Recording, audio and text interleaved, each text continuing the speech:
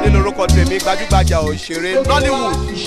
Orí ètò Bisi ológe la wà. Ẹ wo tẹ́ bá fẹ́ mọ̀ pa gbogbo ẹ̀ṣọ́ ara fàájì tó yọrantí ní òde lápájọ nílẹ̀ adúláwọ̀. Lórí ètò Bisi ológe ẹ má yí yẹ̀ wò. Yẹmí Ṣótadé ló sọ bẹ́ẹ̀. Ẹ jọ̀ọ́.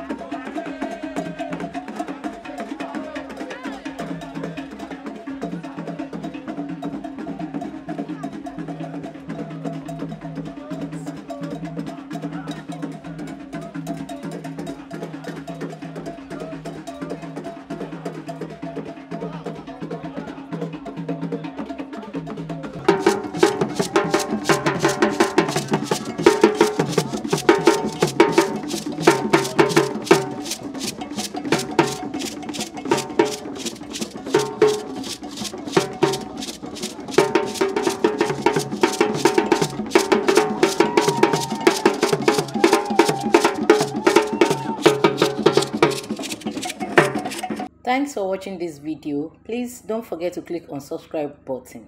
Kindly comment and share. We drop new videos daily. Thank you. God bless you.